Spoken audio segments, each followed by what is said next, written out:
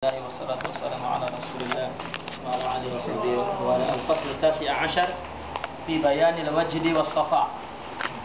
Ini bicara tentang wajad.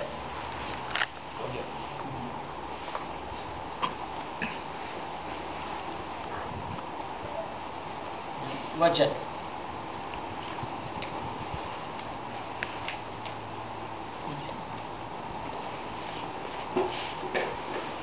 Qala ta'ala taqsha'irru minhu juludul ladzina yakhshawna rabbahum matalinu juluduhum wa qulubuhum ila dzikrillah.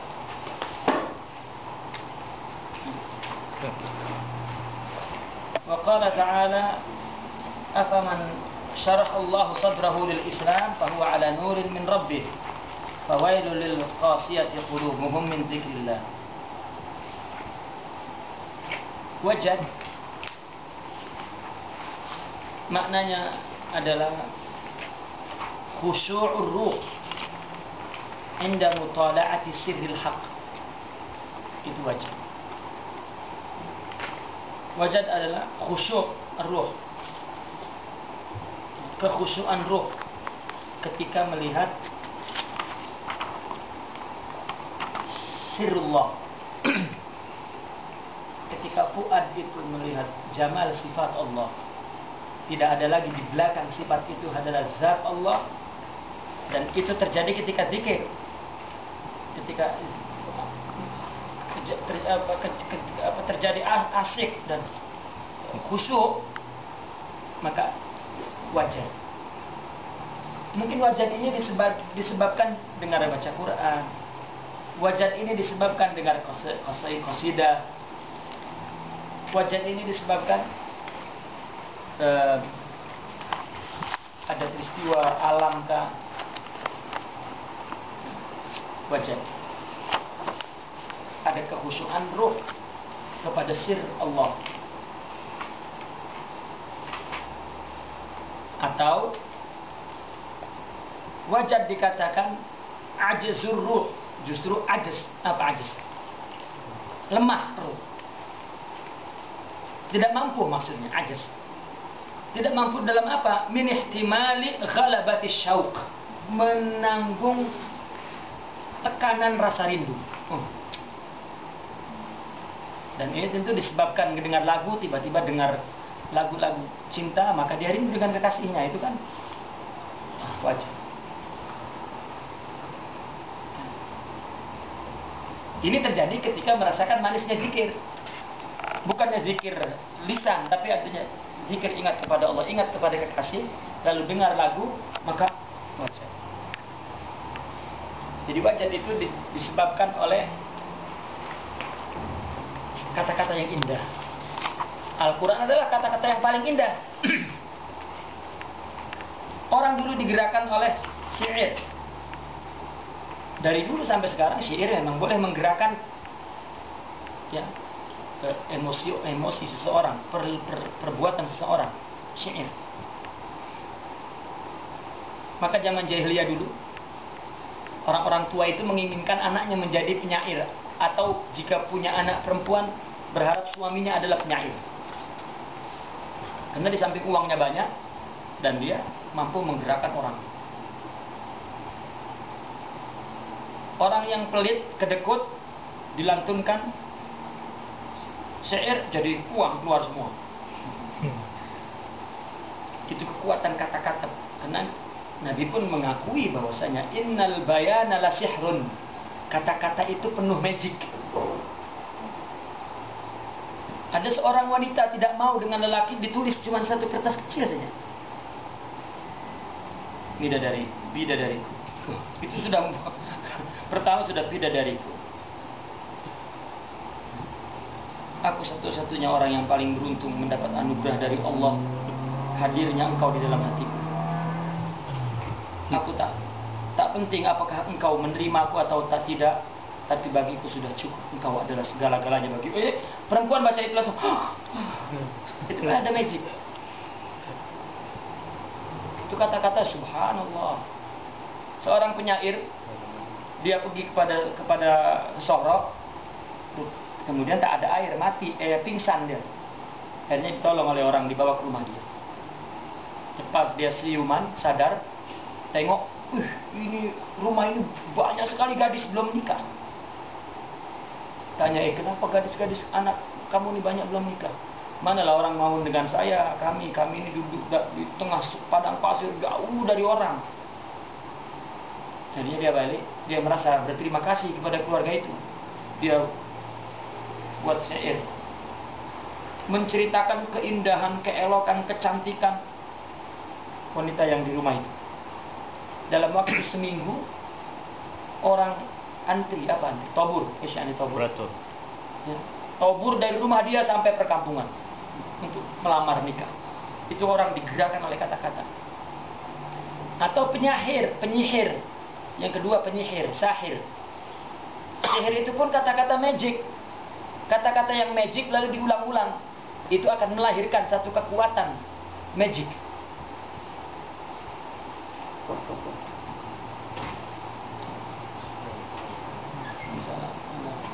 Kekuatan magic. Sihir itu mantra. Mantra itu kata-kata indah lah. Dari sastra itu mantra. Sekarang coba tengok, Al-Quran lebih indah daripada mantra dan sastra. Maka Sayyidina Umar dirubah oleh kata-kata Al-Quran. Dan la ilaha illallah Muhammad Rasulullah itu kata-kata yang paling indah, sumber keindahan kata-kata. Itulah yang disenantiasakan dibaca oleh sufi zikir. Telah memberikan perubahan drastis dan luar biasa dalam hidupnya. Digerakkan oleh kata-kata itu yang maknanya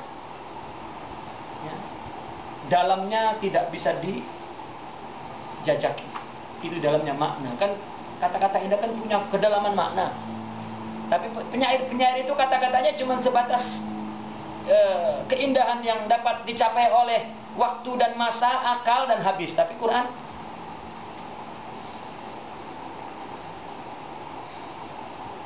maka Nabi selama hidup lebih daripada 100 majelis nasyid insyad. Di perjalanan kah, di dalam masjid kah, atau dalam perang kah.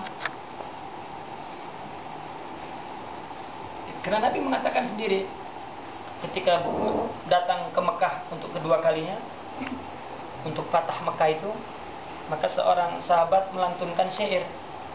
Sayyidina Umar marah, "Hei, engkau melantunkan syair di depan haram dan di dekat Rasulullah." Rasulullah malah menjawab, biarkan, karena kata-kata itu lebih tajam daripada pedang untuk mengalahkan musuh. Ya, orang dengan kata-kata jatuh. Macam Jepang misalnya berkata kepada dunia, Indonesia berada di genggaman saya. Kan gentar. Permainan media massa adalah permainan kata-kata untuk menjatuhkan orang. Jadi nasyid, qasidah itu punya peran penting dalam menciptakan awatif emosional massa orang. Coba Rasulullah mengatakan sallallahu alaihi wasallam, cintai aku lebih dari dirimu sendiri, lebih dari anak, istri, suami dan anak-anak semua. Al-Quran juga mengatakan, qul in kana aba'ukum wa abna'ukum wa ikhwanukum wa akhwatukum wa ashiratukum wa tijarati taram wa ka'aba wa masakin ahabba ila minallahi wa rasulih fatarabbasu, nantikan dapat azab yang pedih. Semua itu semua lebih dia cintai daripada anda. Maka Nabi mengatakan, cintai aku lebih dari anakmu. Dan Nabi juga bersabda, ahibbullah lima yugzikum fihi min ni'ami wa ahibbuni lihubbillahi iyai. Cintai Allah karena Allah yang menciptakan dan bernikmat. Cintai aku karena Allah cinta kepadaku. Satu ketika Sayyidina Umar mengatakan, uhibbuka ya Rasulullah, ahabba ilai, anta ahabba ilai ya Rasulullah min walidi wa min walidi wa waladi wan nasi ajmain wa amwali, dan semua wa zaujati disebut. Illa nafsi, senantiasa cinta kepada Rasulullah ada hambatan, ada halangan, dan nafsu, ada dominasi cinta kepada lain, sehingga kita tidak bisa mencintai Rasulullah lebih dari diri kita sendiri. Sayyidina Umar pertama kali orang yang mengatakan, aku mencintai ya Rasulullah lebih dari lebih dari semua kecuali diriku. Maka ada dominasi nafsu. Rasulullah mengatakan, "Ta ya umat, cintai aku lebih dari dirimu sendiri." Jadi orang-orang sufi dari dulu sampai sekarang bagaimana menolak, mengusir, menghalau, memulau dominasi lain dari cinta, dari tidak cinta kepada Rasulullah. Maka dia buat maulid, dia buat nasyid, dia buat ini sunnah. Sunnah lah. Untuk membela cinta kepada Rasulullah sunnah. Dan nasyid itu sendiri sunnah. Rasulullah punya 100 kali majelis qasidah. Bahkan Rasulullah minta dan mengatakan bahwa paling bagus syair adalah syair Labid, paling bagus syair adalah syair Zuhair. Dan ini semuanya jahiliyah. Jadi kalau memang, bahkan beliau Rasulullah mengatakan syairnya Zuhair bin Abu Salma hampir Islam syairnya, hampir masuk Islam. Bahkan Rasulullah berkata kalau Zuhair itu jumpa denganku dia Islam. Karena kerinduan dia kepada Allah dilantunkan dalam syair akan terpenuhi dengan Islam, dengan datangnya Islam. Ya, qasidah sufi ini yang buat wali, membuatnya dengan safa dan muraqabah Allah. Tidak. Maka boleh jadi dulu orang wajar begitu dengar qasidah. Ada seorang mengajar ngaji, dia bukan sufi. Orang sufi tengok, ini syekh, ya, qasi, keras hatinya, karena kebanyakan mengajar fikih. Akhirnya dia datang syekh itu ke alim itu. Aku bertamu, boleh aku bertamu? Boleh. Tapi 3 hari aku bertamu, boleh. Tapi kau kena cutikan pengajian. Ya, tak apa. Cuti mengaji 3 hari duduk dalam kamar, tidak baca Quran, karena ini orang alim, tahulah Quran, hadis. Tidak baca kitab, dia memang orang alim. Untuk apa baca kitab? Baca nasyid saja. 3 hari kumpul nasyid. Setelah 3 hari muridnya 3 hari itu cuti, tunggu syekh ini. Tak ada mengaji di dalam, tampak kedengaran berdua-dua baca nasyid. Pas 3 hari selesai, syekh itu balik. Muridnya tunggu dia mengaji. Maka syekh itu keluar dari kamar. Coba. Wajar. Baca Quran baca kitab berbulu-bulu kitab tidak wajar hatinya. Tapi sekali nasyid langsung ada kerinduan kepada Allah, lemah ruh dia. Orang mengaji tak ada kerinduan kepada Allah, yang ada hanya itu dia melakukan kesalahan bid'ah. Ya Allah. Tak ada kerinduan kepada Allah. Bahkan kitab itu. Imam An-Nuri ada dalam ijtima ulama, semua bincang tentang makna Al-Quran, bergaduh ikhtilaf. Imam An-Nuri dia lama-lama sadar kali, ada satu ulama yang dihormati, sufi lagi. Ya. Kenapa diam saja? Tanya Syekh Nuri, kenapa cakap diam saja? Akhirnya dia duduk dan melantunkan syair. Ya. Lepas syair dilantunkan, semua teriak Allah. Lah, tadi itu cakap Quran tidak bilang Allah. Jadi syair maulid semata-mata untuk takwin awatif dan difa melawan dari ghalabat hub al-ghair, dari dominasi cinta kepada yang lain. Itu sebabnya dia mengatakan ini adalah ka'sul gharam, cawan cinta.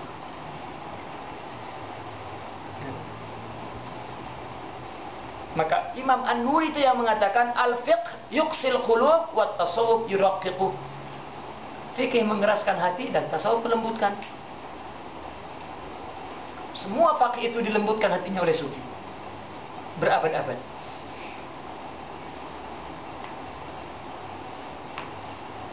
Tapi sekarang orang sufi yang keras hatinya lah kabur semua, merasa tarekatnya lebih bagus dan keras lagi. Ya Allah.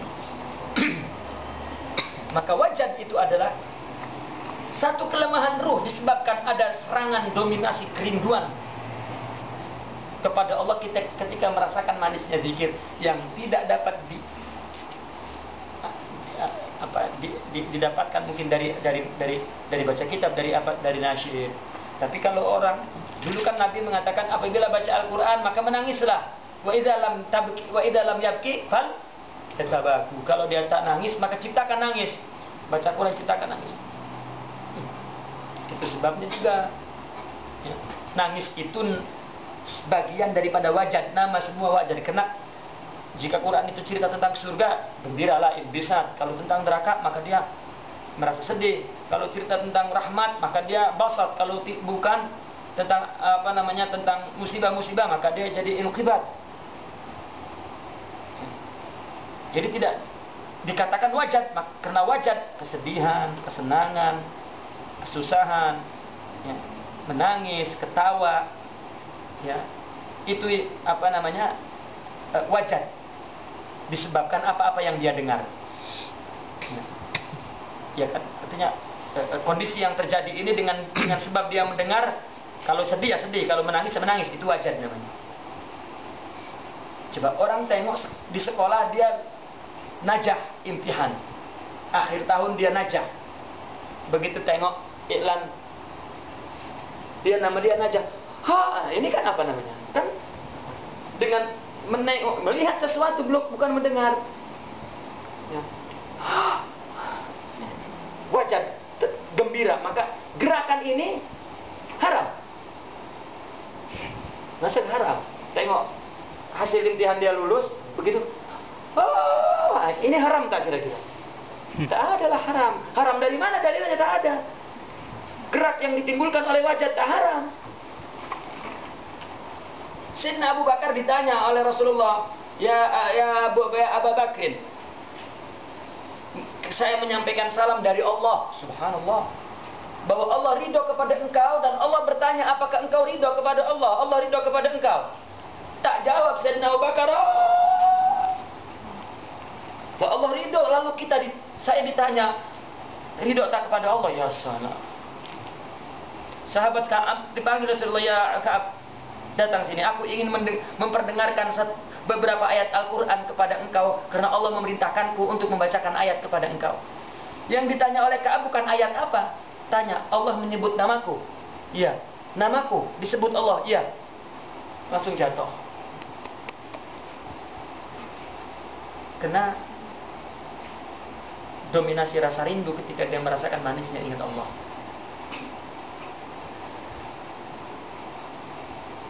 Sayyidina Imam Al-Junaidi, dia orang yang paling kuat. Dengar nasyid tak ada gerakan meskipun terjadi wajad. Jadi saya lain sudah dengar itu sudah menjadi dia. Setelah selesai ditanya, ya Imam, kenapa kau tak ada harakat tamayul seperti syekh lain? Dia kata apa? Apa kau kira gunung itu diam? Memang diam, tapi dalamnya gemuruh, kata dia. Tapi ada murid dia dilarang, dan dia termasuk orang yang tamkin. Jadi muridnya jika ada majlis atau qasidah atau apa, goyang. Kata, kau muridku, dan jangan wajad itu sampai mengeluarkan gerakan. Ternyata besok gerak lagi, dilarang lagi. Jika besok kau gerak, tinggalkan aku dan jangan pernah jadi muridku. Karena dia tak bergerak, tahu-tahu keluar darah dari sini. Karena tak tahan, sininya bergerak. Langsung pingsan. Itulah yang terjadi kepada Sayyidina Umar ketika baca Quran pingsan, dan itulah terjadi kepada Imam Syafi'i di depan Imam Ahmad bin Hanbal ketika muridnya baca Al-Quran dan dia jatuh, dan lain sebagainya. Itulah Bilal bin Rabah ketika dia ingat Rasulullah disuruh azan, bukan yang manusia yang jatuh, tetapi batu yang jatuh, tembok yang hancur, karena dia berteriak azan dan dalam keadaan wajad. Maka Syekhna Yusuf mengatakan, kalau orang azan itu jujur hatinya kepada Allah, maka menara itu akan jatuh. Artinya wajad itu ada, dan ini di Al-Quran dalilnya. Apa? Taksya'irru minhu juludul ladzina yakhshawna rabbahum, summa talinu juluduhum wa qulubuhum ila dzikrillah. Coba taksya'iru itu apa? Taksya'iru itu kan bulu, bangun. Tetapi di sini fa'ilnya taksyairu kulit. Berarti ini majaz mursal. Yang disebut adalah kul, padahal yang dimaksud adalah juz. Yang disebut adalah kulit, padahal yang dimaksud adalah rambut. Artinya bukan kulit pun bukan rambut, tetapi adalah gerakan. Ketika dia takut kepada Allah, maka ada gerak. Itu yang dimaksud wajad. Coba bayangkan bagaimana di sini kita artikan. Kata kama qala Syekh, nah silakan kamu artikan apa maksudnya. Maka merindinglah darinya kulit orang yang takut kepada Allah, kemudian kulit itu melembut. Jadi bagaimana? Kulit bangun kemudian melembut. Yang dimaksud kulit, tapi itu kan juz. Kulnya adalah orang. Jadi bukan kulit yang yang bangun dan melembut, artinya begini. Gerak disebabkan dari wajad. Kenapa? Wa qulubuhum ila dzikrillah, karena hatinya ingat Allah. Maka terjadi taksyairul julud wa talinul julud. Masa begitu begitu dengar zikir Allah kulit? Nah kan bukan, ini kan majaz mursal. Yang dimaksud adalah seperti orang kafir yang menutup yang menutup asabinya itu. Terus yaj'aluna asab. Yang namanya tutup telinga cukup satu lah. Tapi Al-Quran mengatakan yaj'aluna asabi'ahum. Disebut semua, padahal yang dimaksud juz. Itulah majaz mursal. Ada yang disebut juz dan yang dimaksud kul. Artinya itu adalah wajad. Coba wa idza dzukirallahu wajilat qulubuhum. Bagaimana wajilat qulubuhum? Kan takut, kan wajad itu. Orang takut, gembira menimbulkan gerakan.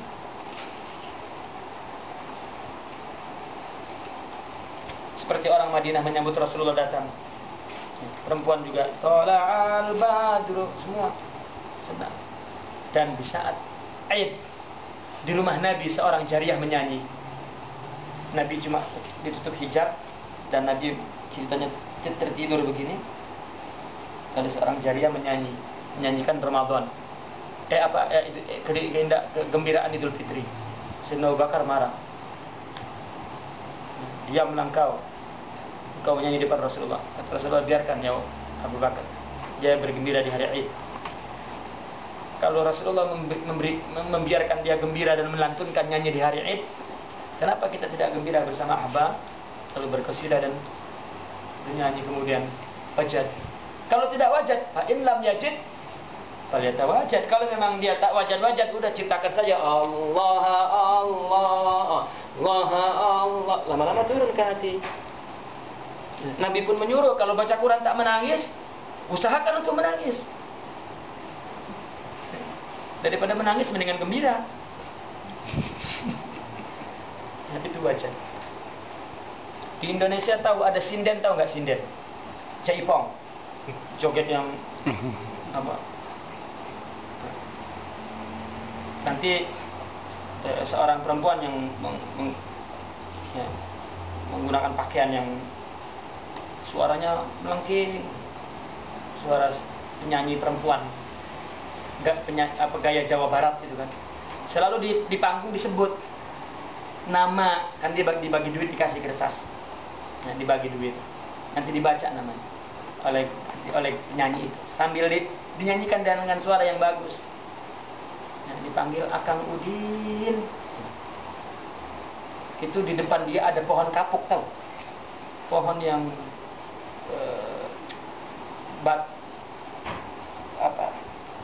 tubuhnya ini ada duri-duri banyak tuh, apa namanya? Biasanya buah dia untuk isi bantal ini apa? Dalamnya putih itu. Kamu. Pohonnya ada duri-duri kan? Ya, sini nih. Ada duri-duri pohonnya. Jadi begitu disebut namanya oleh penyanyi itu lupa kalau di depan ini pohon duri. Dia tertawa terbahak-bahak, kegirangan, berdarah semua, keluar darah semua, dan tak terasa pun. Ketawa lagi dia lihat darah, kan wajar. Ya Rabbi, coba lihat. orang yang dilapangkan dadanya oleh Allah karena Islam, dia adalah mendapat cahaya dari Tuhannya. Maka celakalah orang yang keras hati daripada mengingat Allah. Udah banyak sekali baca Al-Quran, hadis dan yang soheh-soheh, tapi hatinya qasi. Ya katanya soheh kan tak mau dhaif. Tapi kalau sudah sepaham dengan dia, dhaif pun jadi soheh pula.